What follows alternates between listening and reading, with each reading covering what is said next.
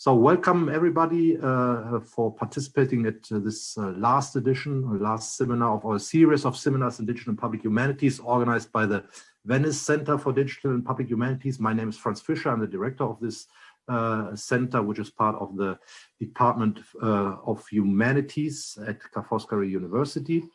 This is the last seminar of the autumn and winter cycle. There will be another cycle announced soon for next spring, so with a very interesting program, I have to say. Thank you to Stefano Dallaglio and Deborah Paci, who have been organizing the past one and the next one.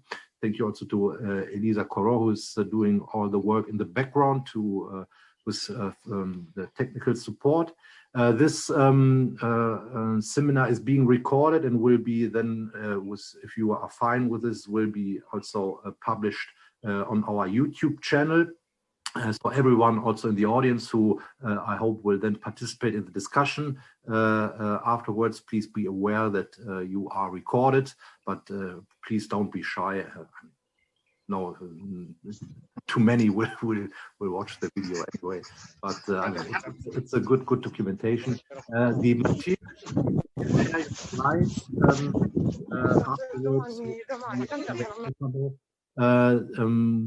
they will be uploaded then to our GitHub repository. So for everyone who's interested, so nobody needs to take notes. So if it's fine with you, we would then publish them on our GitHub repository. And if there are other references or materials you would like to share. So thank you very much, Matilde Malaspina and Abhishek Dutta for being here tonight, this evening with us. I thank also to Barbara Tramelli, who is already collaborating with both of you for a while and who will now introduce both of you to the audience and also moderate the discussion afterwards. So welcome, and I'm looking forward to your presentation. Thank you. Thank you, Franz. Thank you. Thank you, the Venice Center team, and Stefano and Deborah, and especially our speakers today for accepting the invitation to present this new database, which have been developed together. So just a few words on how this started. Our cooperation actually started a few years back when I had the chance to meet Matilde and Abhishek during my work for the Equipex Biblissima under the direction of Professor Richard Cooper and Dr. Raphael Mourant, and in cooperation with the Warburg Institute in London. And now the more we got to know each other and the more we talked about the fascinating world of Renaissance printed illustrations, it became clear that the universal language of early modern printed images overcomes chronological borders. And from this, it emerged the idea and the need of putting together Matilde's work and mine, respectively on 15th and 16th century images, in what I consider an exciting collaborative project. So as you will see, and as Matilde will explain in a minute, this work merges different approaches to the study of early modern illustrated book, combining digital humanities to book history and art historical research. The material, and especially the database presented today, is really brand new and a true project in the making. So I'm sure it will inspire comments, suggestions, and questions from our audience, and among which I recognize familiar names. So thank you all for attending. And without further delays, I'm happy to introduce our speaker, Dr. Matilde Malaspina. Is currently Postdoctoral Research Fellow at the University of Copenhagen, working on the library of Hernando Colon. She completed her PhD in 2019 at the University of Oxford, where she was member of the 15th Century Book Trade Project. During her PhD, together with Professor Cristina Dondi and in collaboration with the Visual Geometry Group, directed by Professor Andrew Zisserman, she conceived and created the 15th Century Illustration, a database to track the use and reuse of printed illustrations in the 15th century editions. Dr. Abhishek Dutta is Senior Research Software Engineer in the Visual Geometry Group in Oxford in the Department of Engineering Science. He develops, maintains, and supports open source software tools that are based on computer vision research, managing different interdisciplinary projects, as well as industrial applications that rely on these tools. And without further delays, I leave the floor to you, Matilde. Thank you again. Thank you very much, Barbara, for the nice introduction, and thank you very much for inviting us here, virtually here. I'm very happy to be able to share with you all what are really the latest developments of our collaboration. And when I say latest, I really mean a tool that, although we have been thinking about it for a while, has been put together in the last weeks. And therefore, I would like to stress again how happy I am to present to you something which is a work in progress, and how much I hope that we will be able to benefit, from this seminar and from your attention to gather, not just to present to you something which is final, but to gather, your feedback and your ideas and your opinions about it. So what are we going to talk about? So first, in this talk, I would like to tell you a bit more how we came to where we are now. So how we came to the 1516 database, starting from the 15th century book trade project, of which I was part. I will then try to very quickly give you some context for our research and the research questions that we think about and that we have been thinking about when developing these tools that are meant to facilitate the research on the production, use, and circulation of printed images in the 15th and 16th century. Then I will leave the floor to Abhishek at some point, who will literally talk us and talk through the wonders of the 1516 and of its technical features. And then Abhishek and I together will give you, a hands-on view of what we're currently working on and what are the challenges and the tasks that we face that we have been facing also with Barbara when thinking about this database. And obviously, at the end, I hope there will be plenty of time for your questions, but not just questions, as I said, feedbacks or ideas or anything. So how did we get where we are now? In 2014, I started my PhD at the University of Oxford within the 15th century book trade project. You have the links at the bottom of the slide. The 15th century book trade project was a European Research Council funded project, which ran from 2014 to 2019, and which was based at the University of Oxford and led by Professor Cristina Dondi. The aim of the project was to investigate and research the impact of the introduction of movable type printing on the production and circulation of culture in Europe in the 15th century, from different angles and with different perspectives. And among other things, my PhD position was meant to start exploring, in collaboration with the engineering science department of the University of Oxford, and in particular with the visual geometry group led by Professor Andrew Zisserman, the application of an image matching software, which had been recently tested to detect the reuse and copying of 17th century English ballads held in the Bodleian Library in Oxford, to 15th century Venetian illustration. So the objective was to test an application which, if successfully, as hoped, could be easily extended to all illustrations produced in Europe in the 15th century.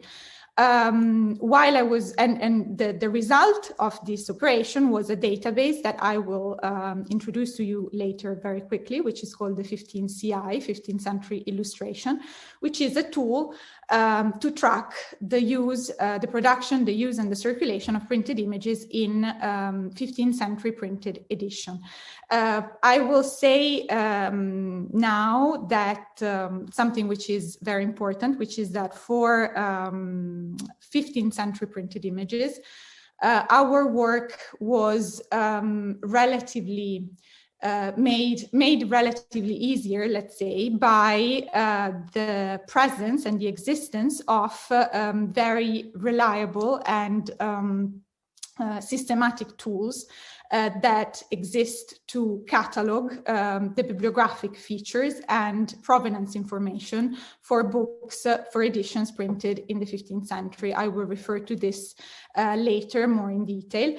And I will also say that when we presented the 15th CI, the 15th century illustration database, the question that we received the most, so most often, was when are you going to include in your work images printed in the 16th century as well? Because as Barbara said earlier, it is obvious and it is true for everyone who deals with researching the production and circulation of printed images in early printed editions that a lot of times there are, numbers of cases of reuse of images in editions printed in the 15th century and in the 16th century.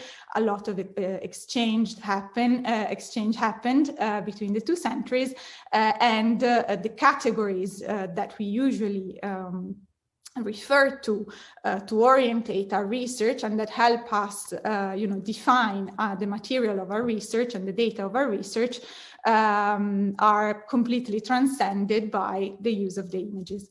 And so for this reason, it was natural, and it came really naturally when I met Barbara, who at the time was working within the Biblissima project and was based in Oxford, to start thinking about including 16th century printed images and the images that she was working on for her work on the Lyonese printed editions in our work, and to extend to 16th century printed images the research questions that had sort of oriented our work on images printed in 15th century editions. And these questions concern, the circulation of images in early printed editions. So which were the editions where those images were used, which were the texts that were illustrated, who were the printers who used them? Is it possible to track the geographical movement of the blocks and of the iconographic subjects? How did the printers use the images? So how did they exchange them? How did they swap them with other printers? How did they have copies made? Which was their relationship with designers and woodcutters? And how did the iconographic tradition and the representation of certain subject evolve after the introduction of printed images? So which was the impact of the introduction of printing and of the possibility of printed images on, printing images on the evolution of the iconographic tradition? I don't know how familiar the audience is with the main topic of this research, so the presence and the circulation of printed images in books in the early Renaissance period. So I will very quickly give you a little bit of context for our research. So after movable type printing was introduced in the mid 15th century, the people who were in charge of decorating the books had to find new strategies to speed up the decoration process, to keep up with the new pace of production of books, of printed books, which was obviously very different from the speed of production of a manuscript. And one of the different strategies that decorators enacted to speed up the process was to start producing decorations that replicated in a serial way certain models. So here, for example, you see 3 different copies of 3 different editions, but you can see that the decoration, the handmade border decoration, replicates very clearly a specific model, and this obviously made the process of handmade decoration much quicker and much easier. Still, in the spirit of making the process quicker, decorators started not just realizing the decoration by hand, but also inserting and stamping in decorative motifs from wooden blocks. So for instance, in this case, that were inserted after the book was printed. In this case, you have two copies of the same edition, which is an edition of the of Livius' Tacitus. And you have one of the two copies which has been left blank, and the other one which has been decorated after the text was printed, evidently, with a very nice hand decorated bottom border of the frontispiece, and the margins that are decorated with the stamping of a wooden block that has been later colored and illuminated. This is, a very quick overview. Obviously, there is a lot of bibliography on these processes that gives a lot more detail, but I want to quickly, give you an overview about how the technical development of this process is also very interesting to follow and very interesting for us. And our research also includes questions about, these technical issues that the printers had to face when experimenting with the introduction of images. So here, for instance, you have two different editions of the same text. The first one, so the one that you have on the left of your screen, is an edition printed in 1472 that contains a lot of illustrations, not just in the frontispiece, in the first page as the ones that we have seen before, but also inside the text. The illustrations in this case were printed after the text was printed. So the edition was printed in two times, the text first and the illustration afterwards. How do we know this? Because you see that the dimensions of the illustrations are way bigger and different from those of the textual imprint. And because we have cases of superimposition of the printing of the illustrations on the printing of the text. In the edition that the same printer produced 11 years later of the same text, he had a new set of illustrations made, copied from the ones that he already had. And in this case, the illustrations are smaller and like inserted in some sort of frames. And as you see, their dimensions correspond exactly to the dimensions of the text on the page. And so the printer was able to insert them in the same printing form as the text and to print text and images at the same time. So this is a one-time printing, one-stage printing.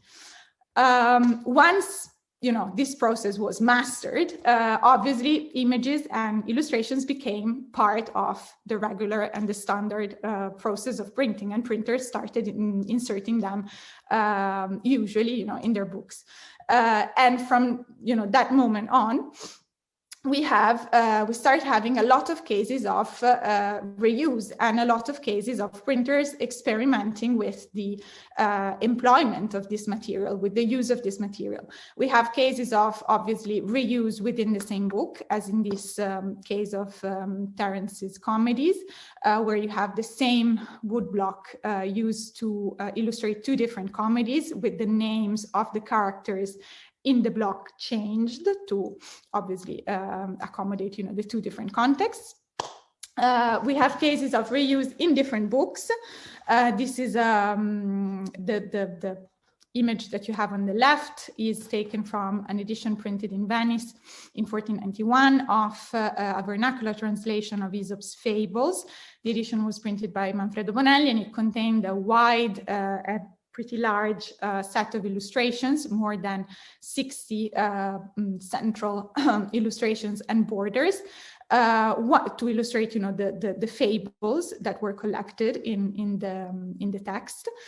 One of them, only one, was extracted and was used as the single, so the only illustration of the text that you see, that you have, on the right side of the screen, which is a completely different text. So it's a vernacular ballad, which was written to commemorate the assassination of Galeazzo Sforza, the Duke of Milan, in 1476. So a contemporary or sort of almost contemporary event. And only has, this single illustration without border and extracted from its original context. Again, cases of reuse in different books, the same central piece and borders, the central vignette and border used in 1491 by Manfredo Bonelli to illustrate his edition of the Esopo Zuccarino, so the Fables of Aesop, re-employed to illustrate the Liber Aggregationis, obviously with the name of Aesop taken away, taken out of the top of his desk, because, the character was not Aesop anymore, and the context had changed. This is a very interesting case, which is a border originally devised for the frontispiece, so the first page of, again, an edition of the Vita and Favole of Aesop, printed in Naples in 1485 by Francesco del Tuppo. The border then changed hands a few times and ended up in the printing shop, probably of the Jewish printer Joshua Solomon Soncino, who used it to illustrate the first page of his edition of the Hullin.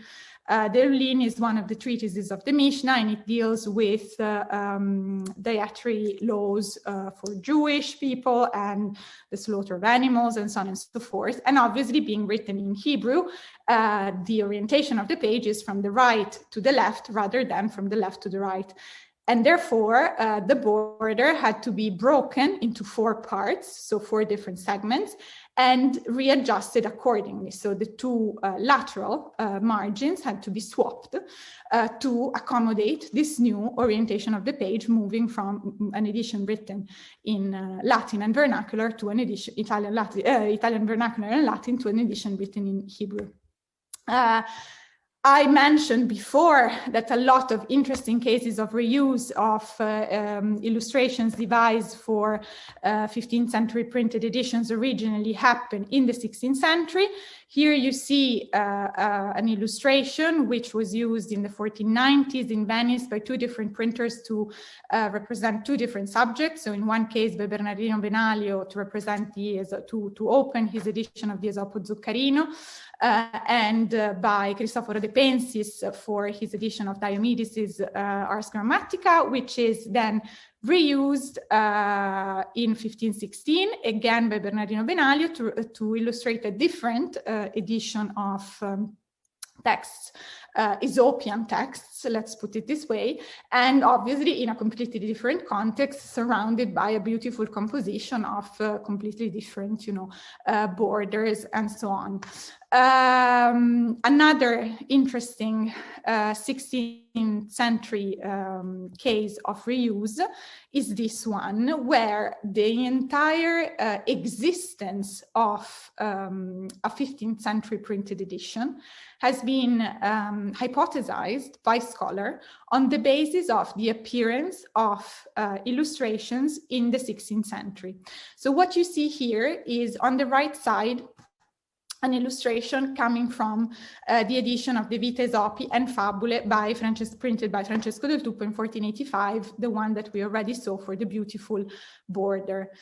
The illustration is that of episode 10 of the Vita Esopi, when Aesop is asked by his master to give some food from a banquet to his master's favorite, and Aesop feeds his master's dog instead of his master's wife. Now, the illustration appears, a copy of the illustration appears in the image that you see on the left side of the page. But in that case, the scene is used in a completely different context. So this is an edition printed in Florence at the end of the 1550s of the representation of 2 saints.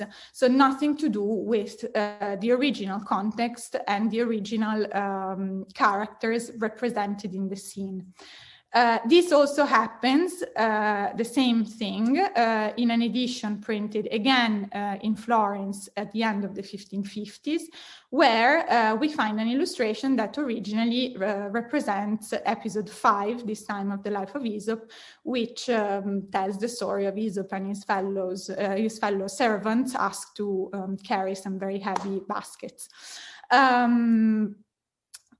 From from these cases and other similar cases of appearance in 16th century printed edition of this sort of Florentine style illustrations taken from the Vita Esopi, scholars have hypothesized that Florentine printers at some point devised and produced at the end of the 15th century an edition of the Vita to go together with an edition of the Favole that they printed at the end of the 15th century and that we still have. So probably they printed together the Favole and the Vita. The Favole survived entirely as a full edition. The Vita doesn't survive anymore, but we can trace back its existence based on the occurrence of illustrations that were originally devised for that edition in later contexts.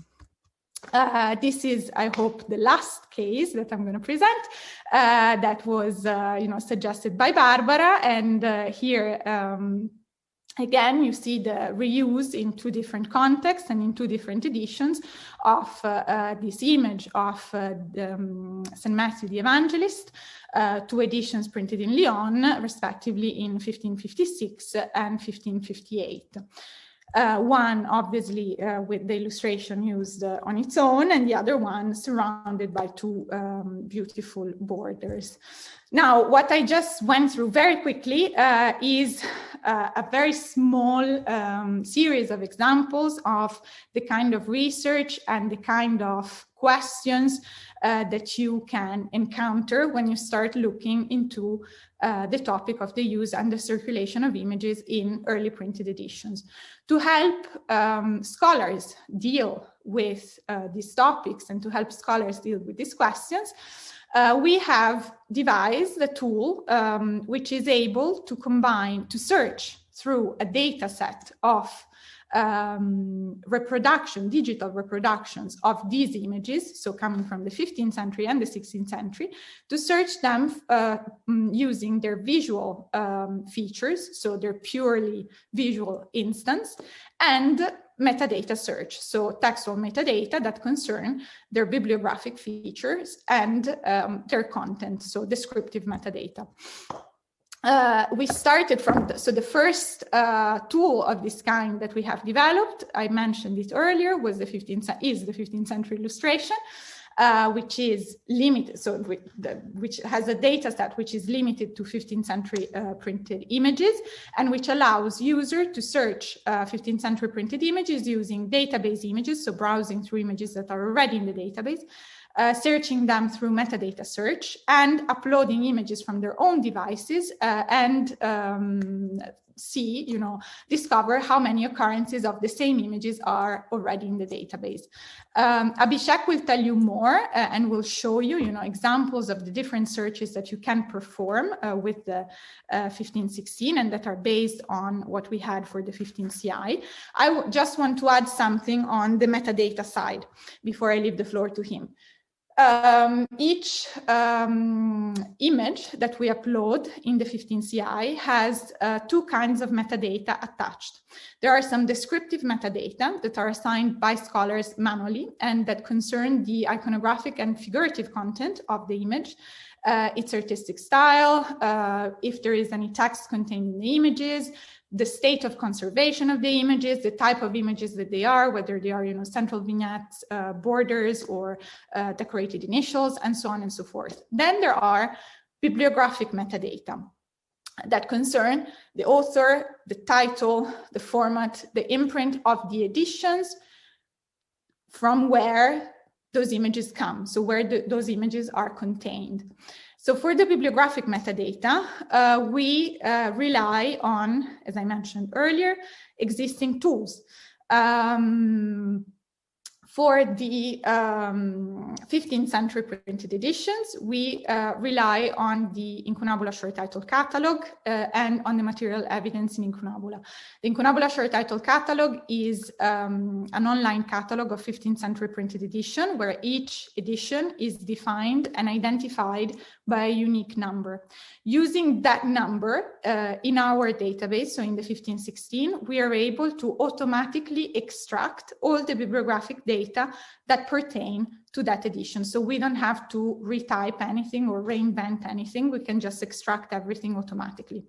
For the 15th century, as I mentioned earlier, there are more systematic tools for researching and cataloging the features of printed books. And one of them is the material evidence in incunabula, which is an online database for provenance information in incunables, where each copy, so not each edition, each copy has a unique identifier. We also used in our database the MEI, material evidence in incunabula number, to automatically extract data on the specific copy from where the reproductions of the illustrations that we insert in the 1516 are taken. For the 16th century, as I mentioned earlier, the situation is less straightforward, so to say, but we have found in the heritage of printed books, the HPB database, a very good systematic source for all our bibliographic metadata. So again, the heritage of printed books is an online catalog of 16th century, but actually it's not just 16th century, it's printed editions, where each edition is associated a bit less straightforwardly, but still to a unique identifier. And through that unique identifier, so just using that unique identifier, we're able to import automatically all the data about author, title, imprint, and format in our database. The three databases are managed by the Consortium of European Research Libraries. And I think that I can leave the floor at this point to Abhishek, who will tell you more and then talk us through the wonders of the technicalities and the wonders of the 1516.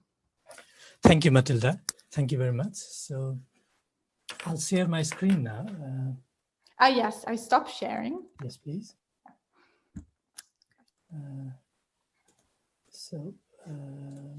I share my screen. And I hope you all can see my slides. Yes. Yes. Yeah. Okay, so hello everyone. My name is Abhishek. Now I'll show you our visual search tool as well as search tool for the metadata.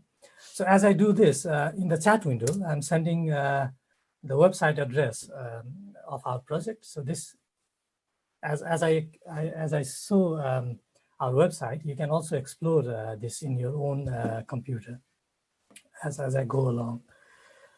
So our website contains nearly 16,000 images currently. These are the illustrations from the 15th and the 16th century. And in this slide, you see a screenshot of our website. You can go to this website now, you can browse through the images and then do everything that I'm doing right now. So all the images, not all, but most of the images in our database currently have metadata, as Matilda said. So we have grouped these metadata into two types. One is the bibliographic metadata and the other is descriptive metadata. For example, for this image, I'm showing a screenshot from our website. So on the right-hand side, you see the image that we are talking about. And on the left-hand side, you see different bibliographic metadata for this image. So for example, this image was printed in 1492, and then the author's name is there. In addition to the bibliographic metadata, we also have descriptive metadata. So these are the metadata that have been created by researchers like Matilda and Barbara. So they go through these images, describe a bounding box for reasons in this image, and then describe these boxes with text, as you see on the left-hand side. So for example, this region shown in yellow has been annotated by Matilda. And there are different metadata associated with this region. For example, the artistic style is Italian, and the icon class contains a set of keywords that describes the image content. So I can click on this link and I can show you the actual website. So I just clicked on the link, and then this is the website. As I said, on the left-hand side, you see all the bibliographic metadata. And as you scroll down, you can see all the different descriptive metadata for all the image regions. You can do the same in your web browser right now. It is live. So going back to my slides. So we have two ways of searching through these images. So the first is using text. So you can type keyword, and the other is using images. So that's what we call visual search. So first, now I'll show you how we can do text metadata search. So in the website, there is a search input where you can type different keywords. So for example, if you type Aesop, it will show you all the images that contains in its metadata the keyword Aesop. So for example, let me open one of the window. So this is our website. So for example, if I type Aesop and then say search, it will show me all the images that contains this keyword. So for example, when I click this, it should contain the keyword Aesop. Let me search so I can do a web search. So this, yes. So this Aesop keyword appears in one of the descriptive metadata, and that is why it was shown in the search result. Now going back, we can also search for all the keywords that start with Aesop by using this keyword. So Aesop and then an asterisk, which means that we want to see all the images that contains the keywords starting with Aesop. So it will contain larger number of search results. So this will include not only Aesop, but also keywords containing Aesopus or any other suffix. So that's basic metadata search. You can also combine different keywords. So you can also say, find me all the images that contains Aesop as well as dog in the metadata. So there are 4 images. When I search using this, there are 4 images, and you can see these contain not only visually but also in the keyword, the dog keyword. I mean, it is also possible to combine this search in multiple ways. So you can say, you can search for things like images that contain Aesop and dog or a bird. So on the right hand side, you see there are 8 such images that matches this search keyword. So in a way, this allows you to explore the set of images using a search keyword in multiple ways, and then this is really powerful in getting to know what are the images and then what are their metadata. You can also do a range-based search. So you can say, show me all the images that was printed between 1501 and then 1520. And then in this screenshot, I saw that there are 3 such images. So going back to the website, we can do this search again. So let's say I can say, show me all the images between 1501 and 1520. We have 3 images. So if I click on one of them, you'll notice that it was printed in 1505, and then it was printed in Florence. And then all the associated metadata can be seen on the left-hand side. This image doesn't have any descriptive metadata, and therefore, as you scroll down, you don't see any descriptive metadata. So going back to my slides, another interesting and very important feature of the search is that you can group the images using different attributes. So for example, in this screenshot, you can see these are the sets of attributes that we have currently in our database. So for example, if you want to see all the images grouped by the year in which it was printed, you can select year as the attribute, and it will show you all such groupings. So let me go to the website again, and I'll show you what I mean. So This is the website, and then when you select this drop-down, you can see all the attributes that you can use for the grouping. So for example, when I group using here,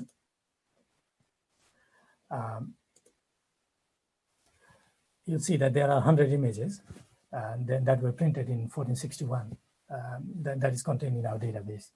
So for example, there were 120 images that were printed in 1553. And then when you click on them, you can see all those images. So this is a really nice way to group images and then have a look at what we have. You can also group using other fields. For example, you can group using author. And then these are a list of all the authors that are present in our database. So going back to my slides. So this is how you group your search results and then have an overview of the images that is contained in this database.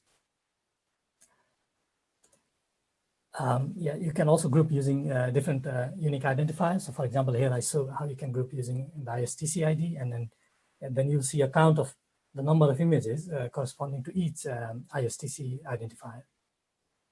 You can try that right now in your browser. So now we come back to visual search. So I showed you how you can search using keyword, text search. Now I'll show you how you can search using images itself. So now you are not searching using text, but you are searching using images. So let's say this is the image that you are interested in, and then you want to find out which other images contain the patterns that are contained in this image. So this is what we call full image search. So you are searching using full image in the database. So when you search using this query, you can get all the results that match the patterns. So for example, for this search query, it is matching the borders of the images and then not the content inside it. So let's take a look at this search query. So I click on this link, and then this is the image that I'm using for the demonstration. And then when I click search, it will search using the full image. So I just click search, and it is searching through the images, and then you see the search results in the bottom, and then the query image on the top. So what it is doing is it is using this query image and then finding it all the images that have a pattern that is similar to the query. So the pattern here, the similar pattern is the border itself and not the content. Going back to my slides. So I think this is the slide. Yeah. So previously we searched using full image. Now we can also search using a part of the image. So for example, let's say you are interested in searching the illustrations on here. So let's try this search. So I click on the link. Okay, maybe I can start from here. So this is the image. That instead of searching for the full image, I say that I am only interested in this part of the image. So I select this region, and then I say search. So when I do that, it is going through all the database images and finding images that match the pattern contained within the region that I had defined. And then you'll see that there are 3 results that match this pattern. The first match is always the highest scoring match. And then as you go down, the score reduces. So let's look at this match, the number 3 match. So the score is 53, and let's look at this. So on the top left-hand side, you will see the query image. This is what I used as my search. And then on the right-hand side, you'll see the search result, the match. And then as you scroll down, in the middle, you'll see an animation in which the query and the match image are flipped at certain interval. They are toggled automatically at certain interval. So this allows you to spot the difference between the 2 images. For example, in this, you see the text on the top. It is present in the query, but it is not present in the match image. And that's why when you toggle these 2 images, you'll see the difference between the 2. You can also stop this toggle and then manually click on it to change the time interval of the toggle. So right now I'm manually clicking on it. and I'm changing, and then looking at the difference. Again, scrolling down, you'll see what it is using as a feature for matching these two images. So here it is showing that it has used these 3 features, but in total there are 53 features that it has used for the match. You can see all of them.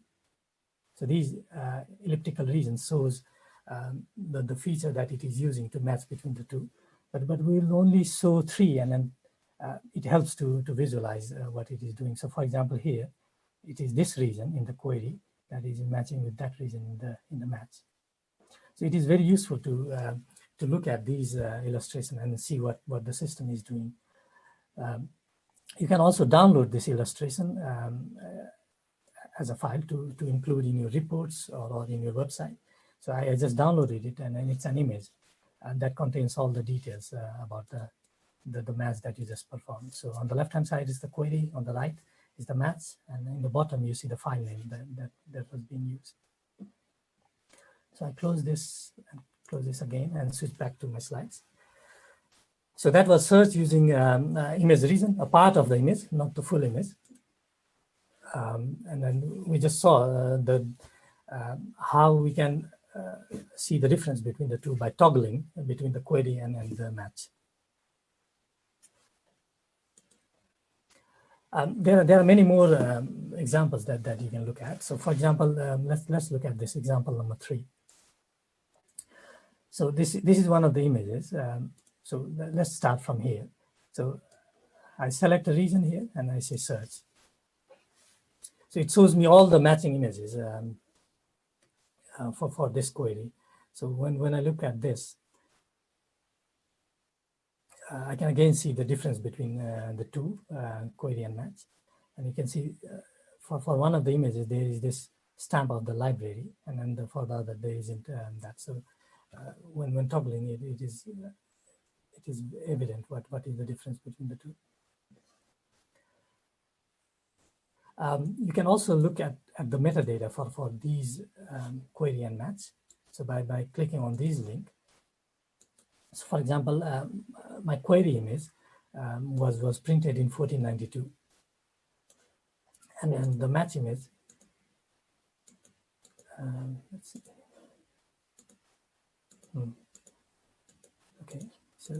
Okay, yeah. So my query image was printed in 1492.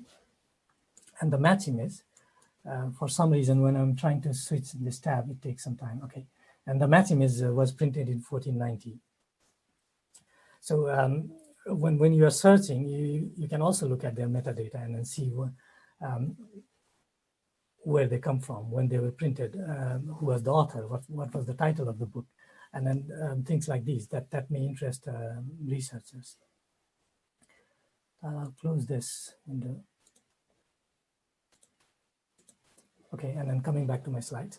So these examples are also in the website, so you can try them and explore the search results. One very important and very interesting feature is that you can search this database using your own images. So imagine that you are reading a book and then you come across an illustration that you want to know more about. So you take a photograph of that book and then upload to this database, and then it will be able to find a match if a match exists in our database. So currently our database only contains around 15,000 images. So the chances of match are not very high. But for the purpose of demonstration, I'll show you one example image, just to get across the point that you can search using your own images. So let me go to the website. So it's this website. And then on the top, you see this button, it says search using your own image. So I click this button, and then now I can select the image that I wish to search. So I choose a file. So it is a file in my download folder. So it should be this unknowns.jpg. So this is the file that I'm using for my search. So now it is uploading the file, and then it just found all the search results that were matching this file. You'll notice that the first match is the correct match, so it has high score, but other matches are not correct. So these have low scores. Because these images were uploaded by the user. In our system, we cannot calibrate for what is the cutoff score or threshold score for a good match or a bad match. So we saw most of the high scoring results. So you have to visually find out which one is the one that you are interested in. So for example, when I click the first result, on the left-hand side, I see that I had uploaded this image. So unknown.jpg contained what I wanted to search. And on the right-hand side is the match that appeared in our database. And again, we can see the difference between the two. So I can toggle between the two. And then you can see that and then the color, there is a filling of these characters with color, black mark. So this is the difference between these two. And then not only you can look at the difference, but also you can now see the metadata that was not known before. So for this image, you didn't know where it was printed, when it was printed, and then different attributes of this image. But now when you have found a match, you can look at the metadata for the match. So this image that was matched, it was printed in 1492 in Venice, and then in this book. So to be honest, I don't know how useful this information would be, but for a researcher in humanities who may come across an unknown image, sometimes it may provide a very good insight into where this image came from and when it was printed. So I think this is a really useful feature to have, where you can upload your image and then find a match in our database. And as we add more images in our database, this type of user-uploaded search will see more match. And that is what our goal is. So going back to my slides. So this is searching using your own image. So we also have that feature. Now I'll spend a few minutes in explaining how this thing works and the whole system that we have developed, how it works. So the first part is how we obtain the metadata. And as Matilda said, we do not create this metadata. So we import this metadata from existing and reliable sources. So for us, these sources are the ISTC database and then the HPB database. So we have collaborated with people who are maintaining these databases, and then they have generously provided us with a copy of their database, so we can use it in our website. So these are mostly the bibliographic database. And for the descriptive metadata, as I said before, it is our researchers like Matilda and Barbara who are creating these metadata using a tool called the VGG image annotator, which we have developed as well. So this tool allows researchers to load an image and then define different regions of these images and then describe those regions using text keywords. So for example, on the left-hand side, you see that there are 4 regions shown in the yellow box that were defined for this image. And in the bottom, you'll see there are different types of metadata that were defined by Matilda for this image.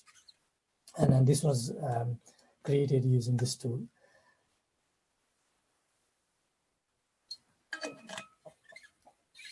So this tool is called VGG Image Annotator. It is an open source tool. You all can go and download this software and use it for your own research. So it's completely open, completely free. You can use it.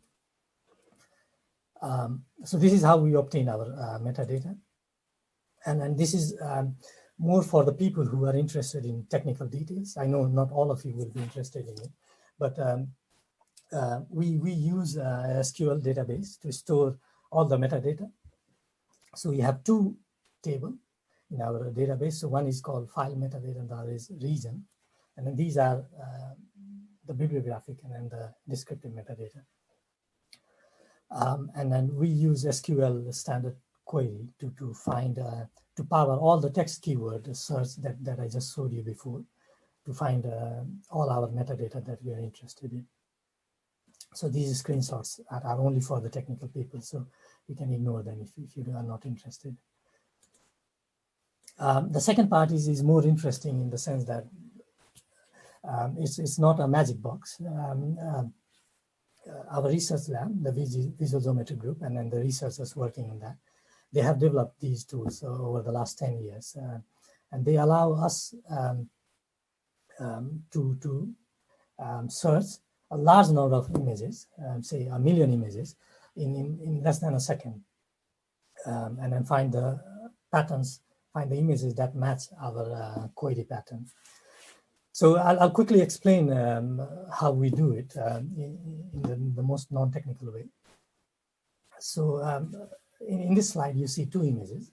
On the left-hand side is the match image, on the right-hand side is the query image. So this is what I showed you before in one of the examples.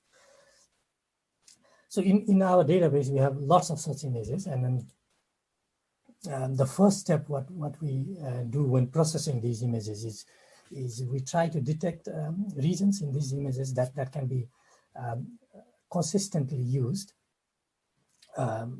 to find patterns that do not vary significantly when those images are captured from say a different angle, or on a different lighting condition, or if those images are slightly rotated, or if they are scaled or stretched. So these regions are very useful in the sense that they allow you to match those parts of the image, even if the images are slightly deformed or slightly rotated. And then in this slide, the blue regions that you see, these are the regions that we found out for these images. So these are the regions that allow us to capture the essence of what is contained in this image.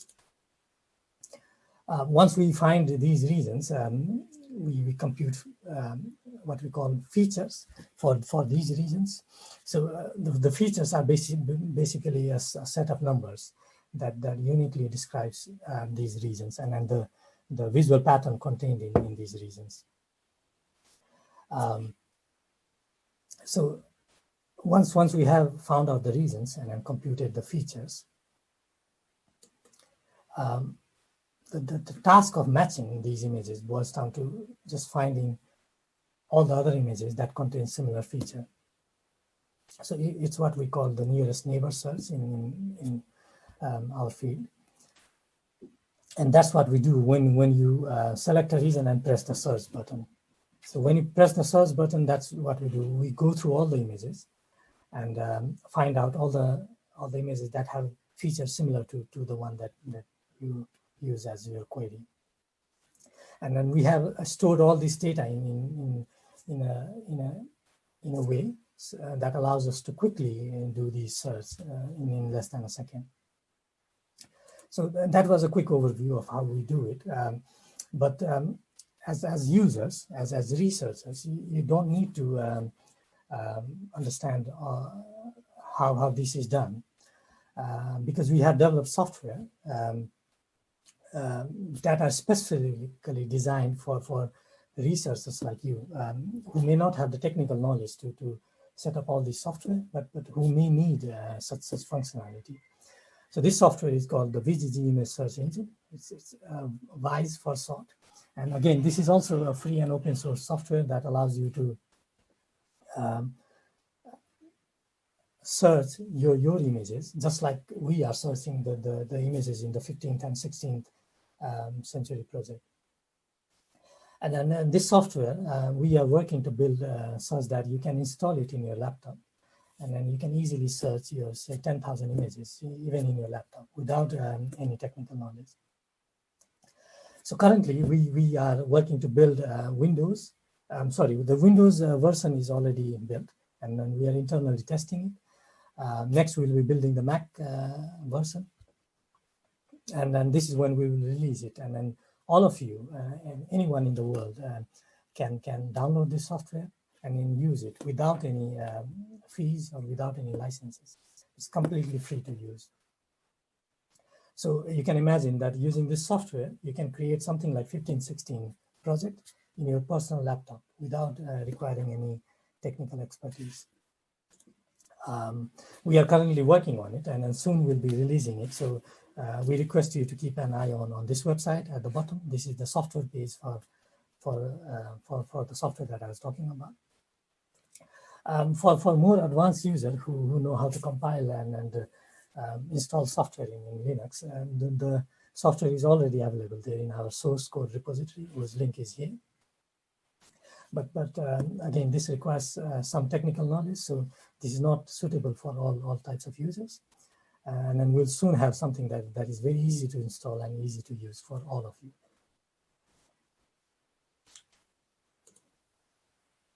And now we are nearly to the end of the presentation. So this is where we talk about what we are doing and then what we'll be aiming for in the future. So in terms of technical work, so currently we are building an interface that will allow researchers, so researchers all over the world, it will allow researchers to add and edit metadata. So currently you see all the metadata on our website. They cannot be changed by the user. It requires us to make the changes in the database. But we don't want that. What we want is we want the researchers, the experts like Matilda, Barbara, and people like you to be able to contribute metadata to these images. So that's what we are building, an online interface so anyone can log into a website and then change these metadata based on their expertise. The second thing we are working on is having more advanced way of searching our metadata. So for example, researchers may have more complex queries that is not supported by the free text search that I showed you before. So we are building an interface for expert researchers. We are also working to allow users to combine both text and visual search. So currently you cannot do that. So we are working to allow users to search using a query image, as well as define other constraints like find me all the patterns similar to my query image, but those that are only printed in say Venice. So queries like this that depend not only on the image but also the metadata. So we are working to support that. And then finally, the goal of 1516 project is to have all the possible images that were printed in the 15th and 16th century, and then that have been digitized. So that is our goal, and then we invite everyone to contribute images to our project. And then currently we already have images from the Netherlands, but we are working with libraries in Germany to get more images. But you all are welcome to contribute images. We are completely open to receiving images to add to our database. And then when we do that, one of the challenges that we are facing is the metadata. So sometimes it's very easy to get all the images, but the metadata is very difficult to acquire because, as you can imagine, the metadata has been created over different stages and then by different people, and they're spread across different types of document. And then technically, it is quite difficult to merge them all. But we are dealing with this, and then we have found out ways to deal with it. So those were the technical challenges. Now Matilda will talk about the research challenges that we are facing. So Matilda, back to you. Thanks, Abhishek. I will be quick because I know that we are probably out of time. Can we go back to the slide, please? So yeah, from the research point of view, these are some of the let's say, past, present, and future challenges that we've been thinking about and that we've been facing. When Barbara and I decided to bring together our two, let's say, research projects, obviously, as you will have understood by now, mine was part of my PhD, so very much related to my PhD thesis. Barbara's project was related to her work with Biblissima and with the Warburg Institute. So the first challenge that we had when we decided to extend the data set from the images printed in the 15th century to images printed in the 16th century as well. Abhishek, can we go back to the slides, please? Sorry, we're still seeing your screen, that's why. Thanks. We had to find a suitable source for the bibliographic metadata for the 16th century images. I mentioned this earlier, and we discussed this with different people, and we figured out that the heritage of printed books was probably going to be the best solution, and that's working. So far, for the images that we have imported from Barbara's data sets, it has been working quite well. So we're quite happy with it. The other challenge that we're about to start discussing really is the harmonization of descriptive metadata, because I have been using, so for the 15 CI, traditionally we've used a system of describing the images which relies on icon class. I don't know how familiar the audience is with icon class, but icon class is basically a shared system of iconographic description, which associates to different iconographic subjects alphanumeric codes. Barbara instead was using for her research the Warburg indexation system. So we, these two things for art historians and people working with iconographic descriptions are like the antipodes of the methodological side. But we will, discuss how to bring together and to our point of view, our idea is always to try and leave everything as open and as inclusive as possible, because again, we know that our project and the idea of creating a database of all the images printed in the 15th and 16th century is very ambitious, and the way to manage is to leave, as many possibilities as possible as far as, the research and the classification of the images are concerned.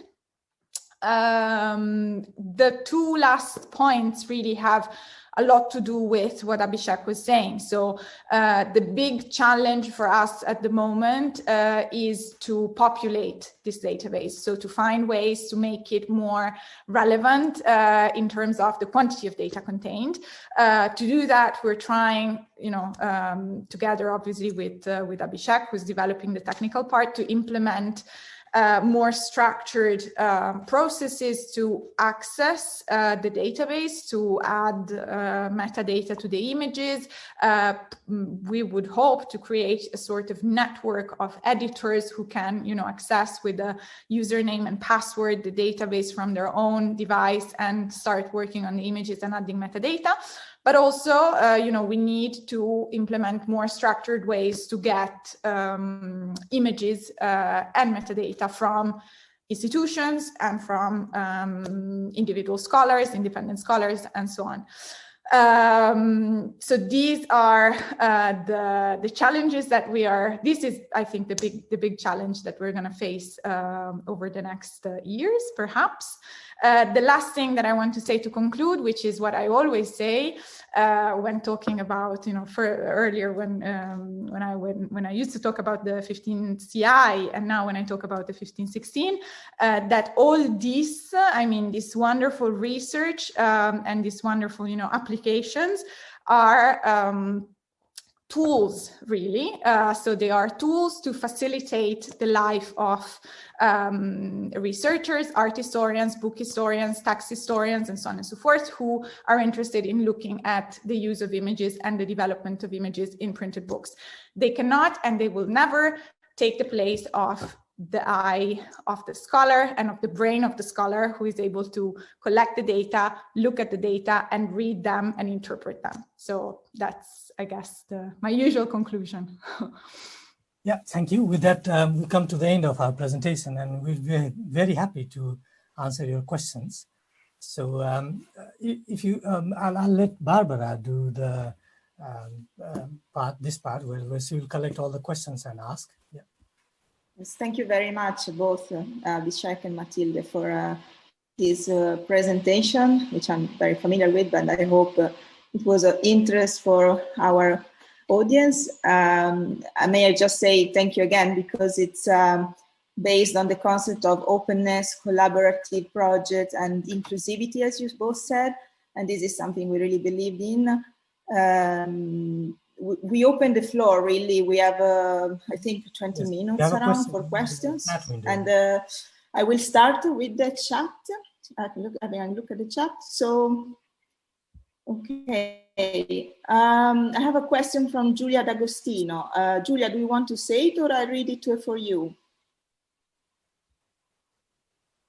Okay, if you want to reload your image files directly into your database, or if you don't own the image files because they are housed somewhere else, do you use URLs to link to where they are already stored? Yes. I think this is for you, Abhishek. This is for me. So thank you, Julia. We store all the images in our database, and we don't link to where they come from. So we have to store that because of the way our software works. So our software has to go through all these images and then find out the features that can be used for matching. And then therefore we need all the images to be stored. But after we store the images, we always link back. We try to link back to where it came from. So for attribution, for other metadata, we can always put a link back to the original source, so that users can look at the original image as the original metadata, and then yeah, that's how we work right now. Okay, thank you. There is a similar question from Catherine Papineau. So when you upload your image file, do you also upload the metadata? I think you've already answered partly. Yes, we do upload the metadata as well. So ideally, when we receive images, we're very happy when the images come with metadata. Every file has a unique association with the metadata, and then we can quickly import it in our system. So that's all done. Matilda, do you want to say something? No, yes, I agree. Yeah. I think we may say that this is also a latest development, that the file have attached the metadata on it. So it is something that you have been working, Abhishek. Yes. Quite it's a latest feature. So okay, there are some. Thank you. Okay, there is a question from Anna De Bruin. I'm sorry if I did not pronounce it right. Thank you for this talk. In my research, I study relations between miniatures and woodcuts, and I'm very curious if this tool could also help to match painted and printed images. So I go on this one. Yes. I mean, I also work with miniatures and illuminations for my research. And I think that, I mean, we're not planning, and we don't have any idea of extending this work to illuminations and miniatures, also because as everyone working with illuminations and miniatures will realize, that is a completely different, ground, both for the object of research and for the context, the way manuscripts are produced, or, it's a different field, or a catalog, and so on and so forth. So we're not planning to include drawings, even on printed books, because they could be also printed books, but we're not planning on including handmade decorations, I would say, in the database as it is. I find it very useful still for my research, because I can, as I mentioned, you know, when talking about the development of the iconographic tradition, because I work on, you know, that period of time, so 14th century, 15th century, 16th century, I might want to see how the printed iconographic tradition and the hand, so the illuminated iconographic tradition go together. And so the tool is very, I find it very useful. I don't know whether this answer. Yeah, maybe I can add a bit to this. So Anna, to be honest, I don't know what miniatures and what they mean and how they look like. But in our lab, we are always interested in exploring new avenues of using our tools on new types of data. So if you want, you can send a copy of some of the images, and then we'll take a look at it and then see if one of our existing tools can work on it and help you with that. So if you want, please send a copy of those images to me, and then we can look into it. Thank you, Abhishek. We'll leave you also your, oh, okay, this is Anna, I guess. Okay. Oh, sorry. Yes, that was me. I was just thanking you and saying that is a very kind offer. Thank you very much. Okay, thank you. There is another question from Sasha Potokniak. Sorry if I certainly mispronounced it. I'm interested, have you included in your database frontispiece of 16th century printed books? There is some really great Italian resource, edit 16. Finishing my paperwork about one book, I noticed that some 16th century publisher used the same frontispicio, but I had to do all the work manually. Okay, in 1516, I will answer for the 16th century. Then Matilde, if you want to add for the 15th century. In my previous work, I took into account just frontispicio only when it was iconographically relevant. So all the decorated frontispiece are not included if there are no images iconographically relevant. This was the original aim of my previous project. So the answer is yes and no. They are not consistently included. Certainly if they are not illustrated, and if there are only decorations, that they're not included for 16th century. Matilde, for 15th. Same, I would say, same thing always also applies to the initials, for instance, you know, decorated initials. I mean, there is the same difference between those that are, you know, figurative or iconographically relevant and those that are not. So yeah, I would say same. Okay, thank you. Other questions? Remarks, comments from France, please go ahead. Yeah, thank you very much. So it's really fascinating. So I heard a lot about your work and your tool from Barbara, of course, and now the first time I see it in action. So it's really very convincing. So a very mature tool, really useful for researchers who are not so familiar with the technicalities behind the tool. So congratulations for this. So I have a couple of questions. So one question. Still the researcher needs to trigger to look for matches in the patterns, right? So you don't upload and then the database runs an algorithm to search all the matches and enriches the database itself, so that when you look up one item in your database, you see already here are the matches of other pages in the book, which are to be found in other prints from other books, and so that would be one question. So to automatize the procedure of finding matches, so that you already have a network of information or connected information without even knowing. So you would easily find, or much easier find, things you are not expecting to find, so that you are pointed to connections to other things. Then I have a question regarding the metadata. So very important here also for Barbara's research are the identification of publishers, of printers, of works. So in how far have you already been including authority files or identifiers that support then identifying things across the various items? And no, maybe that's enough, so others can have more questions. Okay, so I can start with answering the first question, and then the second one is for Barbara. So the first question is very interesting, and then Franz, you already saw what is coming in the next 6 months.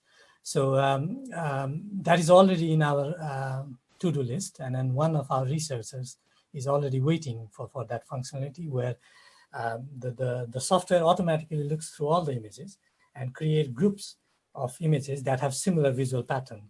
So whenever you go to this website, you'll see this grouping. This is what we call clustering.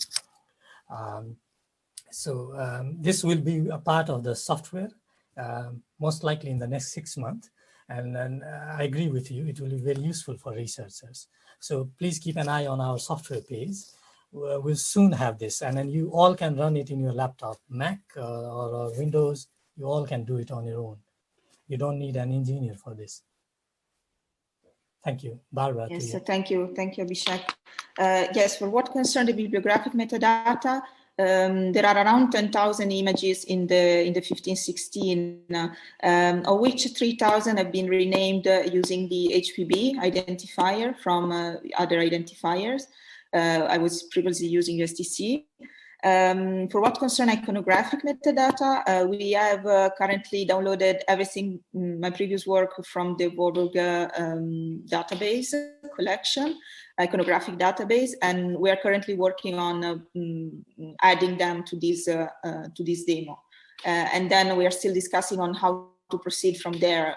As Matilde was mentioning, there are 2 different systems. I wouldn't go as far as to say there are really antipodes, but they are different. So in terms of, you know, too much, but they are very different.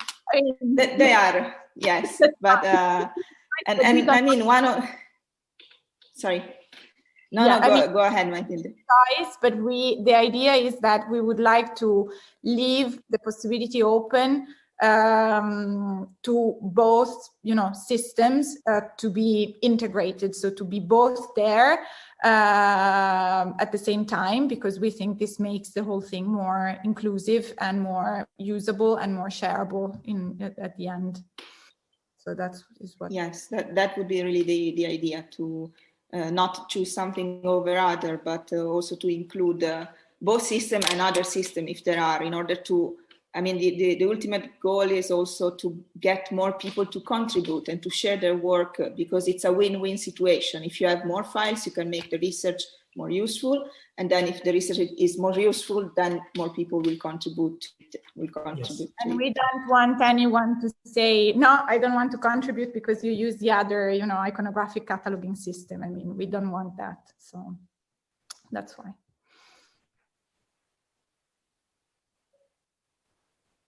Are there other comments? Cristina, she's. I wonder whether Franz was also asking about authority files to do with names or titles or place of printing, etc. The HPB in particular, all the printers and places of printing, I'm not sure actually about author, are already featuring in the Certesaurus. The Certesaurus is an authority files of personal names, place names, and even provenance to do with book production and use up to 1850. So they are already connected. And I think the Certesaurus also is being converted, or has already been converted in linked open data. So it is a very circular operation.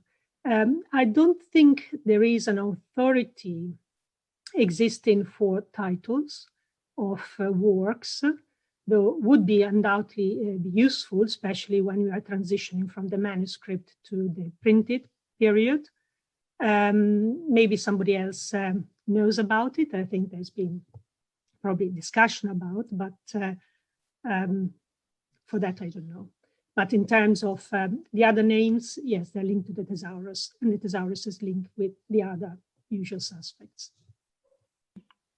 Yes, thank you, Cristina. Thank you. Nice to see you, Cristina. Yes, nice to see you again too. Yeah.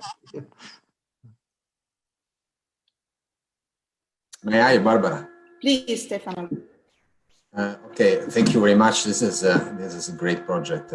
The usual question when it comes to crowdsourcing, the usual question is there a quality control?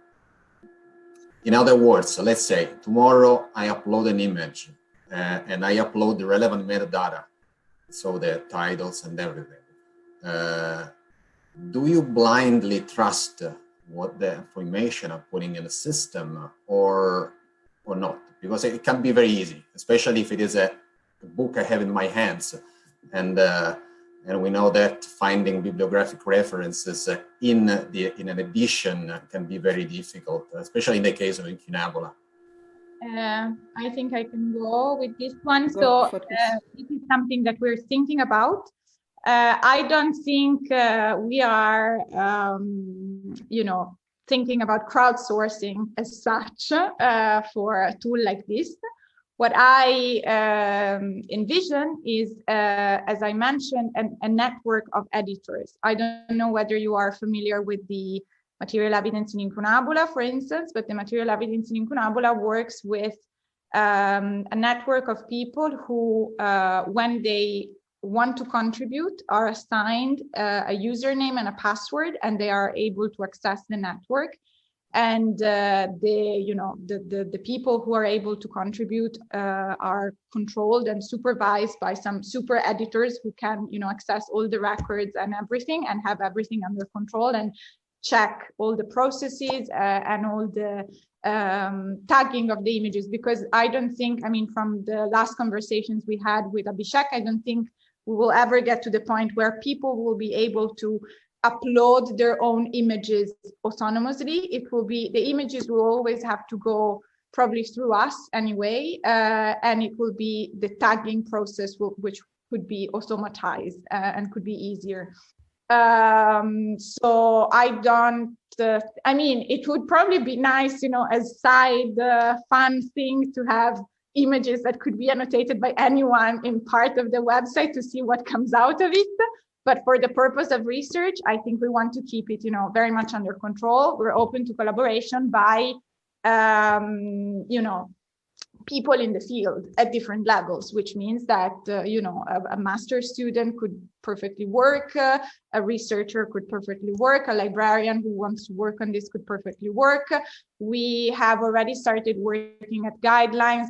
Everything is in progress at the moment, but we will find ways to make the process of uploading information and inputting information more standardized and uniform, and also easy to check for the super editors who will be there, basically. Thank you. This makes sense because it's not a completely open system, but it's not completely closed yet.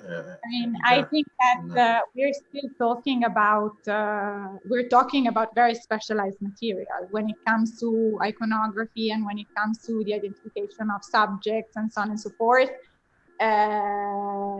It's not rocket science, but at the same time, it's something that you have to know in a way, I can see your point. When I was working at the Medici Archive project in Venice, we had a similar approach, and we used to call it community sourcing rather than crowdsourcing, because we were not open to everybody.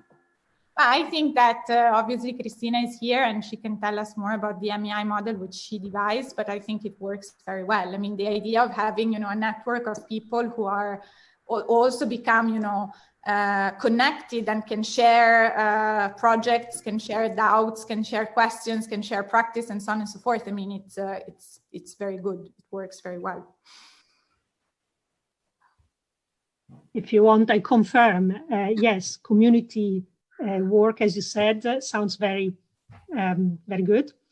And the MEI now has 230 editors involved, and there is a very large body of evidence. which is totally collaborative and contributed, and over 400 libraries, so between librarians and scholars working together. And but it is done in the way Matilde has explained, in the way you have explained. And so there are many ways in which future editors can learn how to work on the system, and a lot of guidelines so that learning is easier and easier and streamlined. But there is still, of course, checks and control, and that seems to work. Thank you, Cristina and Matilde and Stefano, for bringing this up. Abhishek, do you want to add something about it? Or technically, everything is possible. You can allow everyone to contribute, but as you said, it is difficult to control the quality. So I think there should be a balance between both. You don't want someone to stop just because they don't have a username or password. But there are editors, so Barbara, Matilda, they will be looking after everything that is being contributed. So I'm very, we are in safe hands, I think. Thank you. Are there any other questions, comments from the audience? Otherwise, it's just a Franz? question. I mean, talking about authority files and stable references and identification of things. Talking about images, of course, the IIIF standards is would be extremely useful to talk about the same thing also across a longer period of time. So are there any plans to adopt or to apply the IIIF framework in the image database, or to provide it under the protocol? I mean, I knew that this question was coming, and still I'm not sure how to answer it, because very openly, I mean, I know that obviously IIIF is a very important framework of working on images and so on and so forth. I would really like, I think that, you know, using it could definitely be an option if we're sure that it can really make a difference for us. So if you know someone who we could talk to, who could, you know, tell us more about, because as the images as we're using them now, I mean, the results that we get are what we want, basically. So we're quite happy with it. At the same time, if start working with the IIIF in the IIIF framework could improve our work and make a substantial difference, I think that it's something that we could definitely discuss and could definitely be open to. But I would really like at this point to talk to someone who, you know, might be interested in having this conversation a bit more in detail and tell us, oh, you really should have IIIF because it could make all the difference in that sense, and you could do this and this and this. If you see what I mean. Yeah. So maybe it's a question for you now. I'd like to add something to that. So in terms of the software, we have received a lot of requests for supporting IIIF in our software. For example, right now, someone asked that whether you need the images or you can work with the URL of the image. So IIIF gives you a unique URL for all the images that are hosted in the space. So when we create these search engines, there could be two ways. Either you have all the images in your laptop, in your disk, local disk, or you could give a URL of the IIIF resource. So we have received requests for this. It is in our to-do list, but I don't see it coming in the next 6 months, but it will definitely come in the next, let's say, 1 year or 2 years.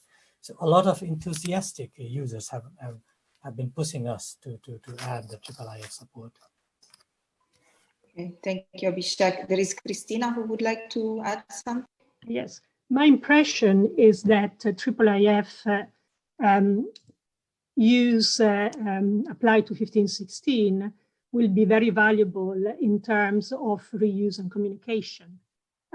Probably less so at the stage they are now, or at the stage anyway of data gathering, because I